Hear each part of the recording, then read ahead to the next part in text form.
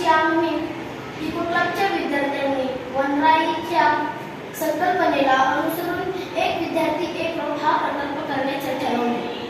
अग्नाई teacher यांनी आमच्या eco क्लबच्या सर्व विद्यार्थ्यांची एक कार्यशाळा घेऊन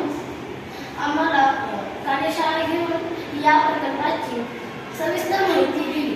त्यानंतर प्रत्यक्ष प्रकल्प तयार करण्यासाठी त्यांनी 5-5 मुलांचे 2 गट तयार केले. त्यांनी आमच्या गटाला सांगितले, तुम्ही 5 जणांनी मिळून हा प्रकल्प करायचा आहे. सुरुवातीपासून सर्व निरीक्षण व नोंदी ठेवायच्या आहे. प्रकल्प पूर्वतयारी 1. गोळ्या व बिया गोळा करणे. 2. दुधाच्या पिशवी धुवून पुसून स्वच्छ करणे. 3. माती जमा करणे. प्रकल्प करताना काय काय केले? आम्ही सुरुवातीला बिया जमा केल्या. बिया जमा झाल्याच्या नंतर त्या आम्ही टेबलावर ठेवून त्याचे निरीक्षण केले. त्याचा आकार, रंग, त्याचे कवच हे पाहिले व ते हातात घेऊन त्याचा ठळकपणा पाहिला. त्यानंतर आम्ही दुधाच्या पिशव्या जमा केल्या. त्या कापून, धुवून, पुसून स्वच्छ करून आम्ही त्या ठेवल्या. दुसऱ्या दिवशी त्यामध्ये माती कशी भरायची हे शिकवले. त्याप्रमाणे आम्ही माती भरली. मग त्यामध्ये आम्ही बिया रुजवल्या आणि त्या बिया रुजण्यासाठी तयार झाल्या.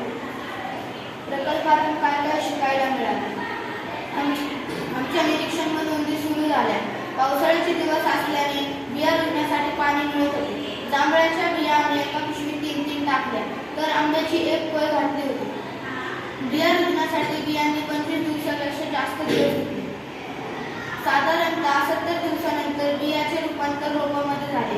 ते रोप आम्ही सर्व मुलांना दाखवले आणि प्रत्येक विद्यार्थ्याला दाखवले आणि त्याला एक रोप घरी लावायला दिले सगळ्यांना आणि ते रोप आम्ही घरी लावले आहे.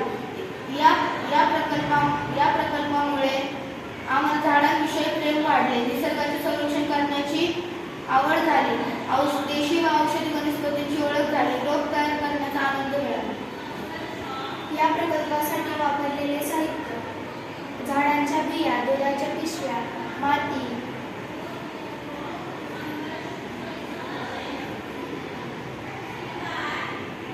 पेरलेल्या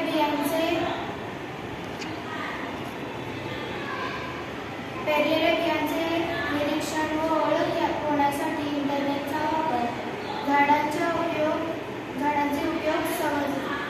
समजण्यासाठी इंटरनेटचा वापर केला. मुलाखती किंवा इतर मदत.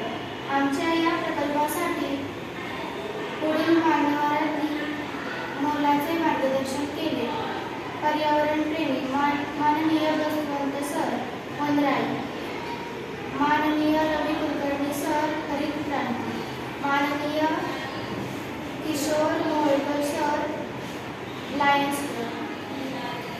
कोणत्या वर्गातील विषयातील गोष्टी उपयोगी पडल्या? विज्ञान 6वी 7वी. जैवविविधता, वनस्पतींची ओळख 7वी. जैवविविधता, वनस्पतींचे अनुकूलन. गणित, मोजमाप 1. दुधाच्या पिशवीमा 2. माती भरण्याचे तंत्र 3. पाण्याचे प्रमाण 4. रुजवण्याचा आणि वाढवण्याचा कालावधी. मराठी क्रियापद: शोधणे, पाहणे, हाताळणे, धरणे, घालणे. भूगोल: पिके व महाराष्ट्र 1. आंबा उत्पादन कोकणात जास्त. प्रकल्प करताना आलेल्या अडचणी: 1.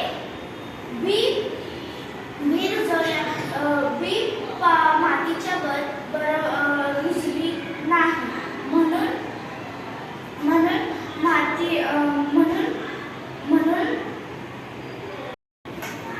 सादरीकरण व चर्चा.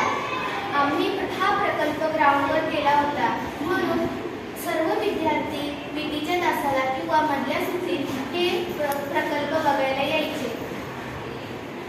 ते आम्हाला त्याची माहिती विचारायचे.